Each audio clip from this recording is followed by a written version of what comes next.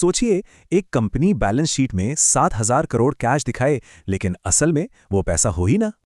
ये कोई कहानी नहीं, बल्कि इंडिया के सबसे बड़े कॉर्पोरेट फ्रॉड्स में से एक है, सत्यम कंप्यूटर सर्विसेज स्कैम।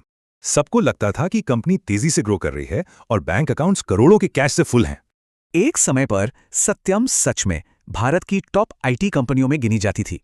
इन्वेस्टर्स का पूरा भरोसा था। लेकिन इस शानदार ग्रोथ, अवार्ड्स और चमकती हुई तस्वीर के पीछे की जो असली सच्चाई थी, वो बहुत डरावनी थी। कंपनी सालों तक फेक बैंक बैलेंस दिखाती रही। जो कैश असल में था ही नहीं, उसे कागजों पर दिखाया गया। और इस पूरे बड़े स्कैम के मास्टरमाइंड थे सत्यम के खुद के फाउंडर और chairman B Ramalinga Raju. System का गलत इस्तेमाल करके 7,000 से ज्यादा फेक इनवॉइस और जाली बैंक स्टेटमेंट्स तैयार किए गए।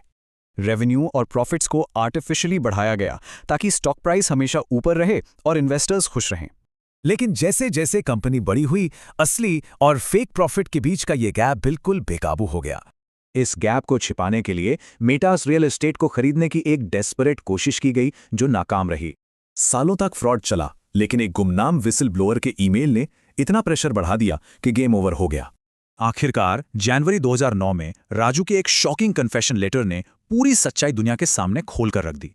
जैसे ही ये खबर मार्केट में बाहर आई, स्टॉक मार्केट में जबरदस्त हड़कंप मच गया। सब कुछ हिल गया।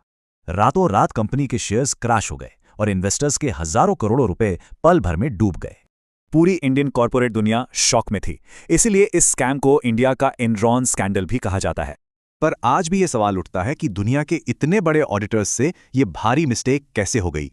तो फिर इस पूरे ऐतिहासिक कॉर्पोरेट फ्रॉड से सबसे बड़ा लेसन क्या मिलता है? किसी भी कंपनी पर सिर्फ उसके बड़े साइज या पॉपुलैरिटी को देखकर कभी भी आंख मूंदकर भरोसा मत कीजिए, क्योंकि कभी-कभी एक चमकती हुई, परफेक्ट दिखने वाली बैलेंस शीट के पीछे बहुत बड़ा और भयानक झूठ छुपा होता है। ऐसे ही shocking business scams, dark finance stories और हिडन कॉर्पोरेट सीक्रेट्स के लिए क्वांटम वेल्थ कोड को फॉलो करें।